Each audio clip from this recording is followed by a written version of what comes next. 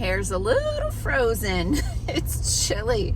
The real feel this morning was negative 18 Fahrenheit, which I know it's a lot colder in northern Minnesota and many other areas, but dang, it's cold here. I'm going to pick up on some of the things that I was talking about last week, but first, hey, I'm Dr. Patty Barch. I'm a traditional naturopath, founder and owner of Naturally Unbridled Wellness and naturallyunbridled.com, where we focus on wellness solutions, not disease management. This is Down the Ridge with Dr. Patty. This is not medical advice. It's for entertainment purposes only. Nothing I say is true. Don't listen to me. All right. So there are a few things, and they're all like kind of random at this point because, excuse me, time has passed. And some of the stuff that was top of mind before, I'm not thinking about it as much, and then something triggers that memory. I'm like, oh yeah, I should remind people that this happened. So just a reminder that if you're interested in this series, you want to make sure you've seen all the videos. It's hashtag Down the Ridge with Dr. Patty on Facebook and Instagram, and that should show you all of the videos. Okay. A couple other things I wanted to touch upon. So one is, I know I have mentioned some things about the female reproductive issues. There are definitely men that have reported issues after receiving the intervention, but the female issues were more obvious and more talked about. But one of the things I forgot to mention, in addition to the wonky periods, hemorrhaging periods, absent periods, etc., is the decidual casts. So I had not heard of a decidual cast before, but I don't know how it hit my radar, but thankfully it hit my radar before the first client that I had who experienced a decidual cast did so that I knew what it probably was. So a decidual cast, so deciduous, think about deciduous trees. These are the trees that drop their leaves, right? So they shed their leaves. So a decidual cast is the inside lining of the uterus falls out in a giant chunk.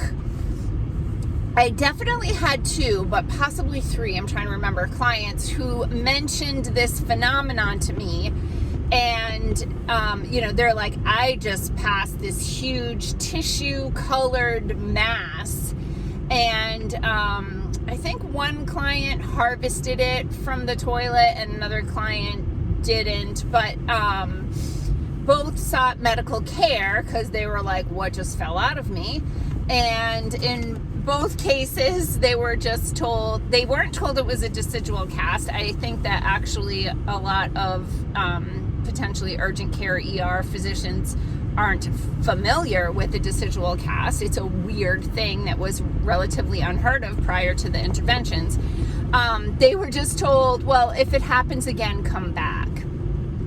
So anyway, I gave them some research on decidual cast, told them to look up the images online. Did that look like what they experienced? And in those cases, yes, it did. So that was another bizarre thing that was happening.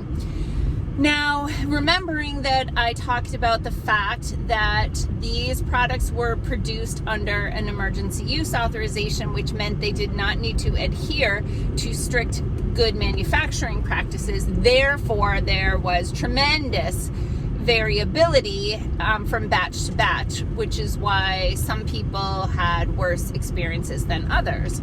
Since the regulatory agencies are technically employees of the government and we are the bosses of them, we are entitled to information that they produce and share, so we're entitled to their emails and other things. Well, when they first launched the launch of the intervention, they created an app called V-Safe. Talk about gaslighting.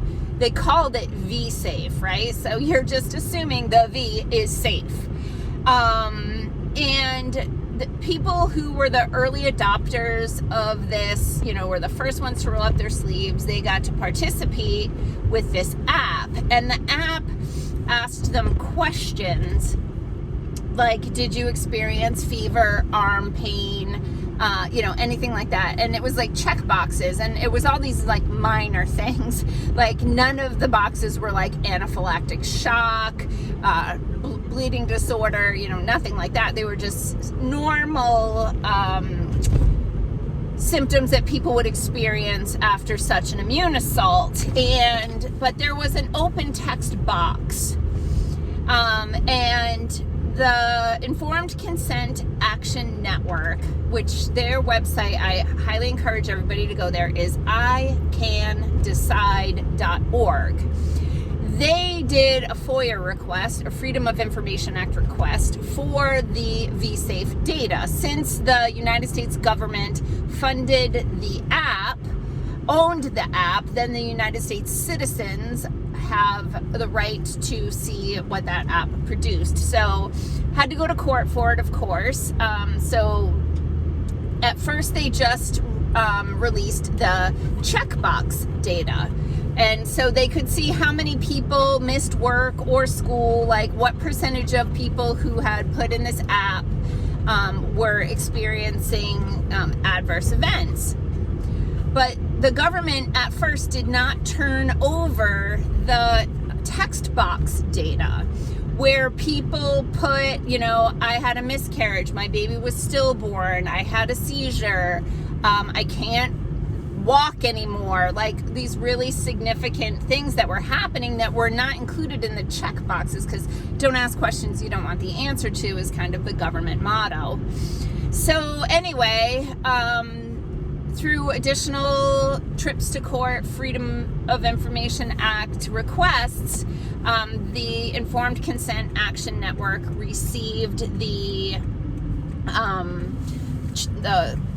right in the text box data, and they have published it. So this is a nonprofit organization. I've been donating to them every month for years now, because I really support the work that they do, the education that they do, but most of all, the legal battles that they win on behalf of citizens who, are in need of assistance. So you can go to icandecide.org and click on vSafe, and then you can see the types of things that people were reporting and people were typing into the box.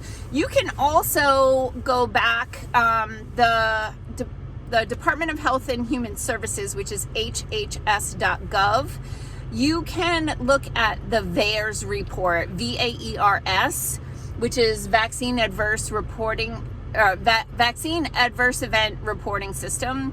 And that is a way for individuals and medical professionals to record instances, events that they believe is associated with the intervention.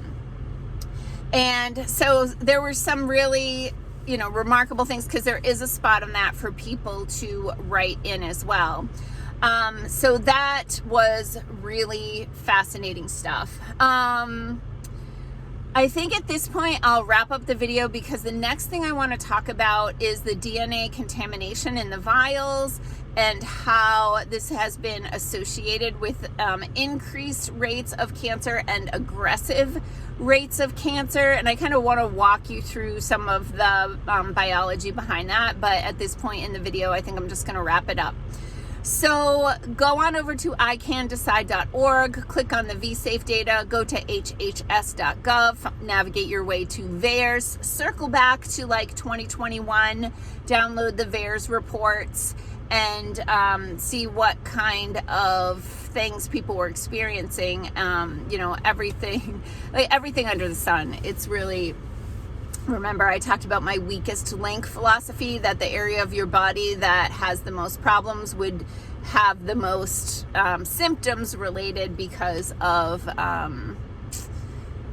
the amount of inflammation that's already occurring in those tissues when that product enters the circulation. I have so much more to say about this. I'm keeping my fingers crossed that I'm going to be able to do so.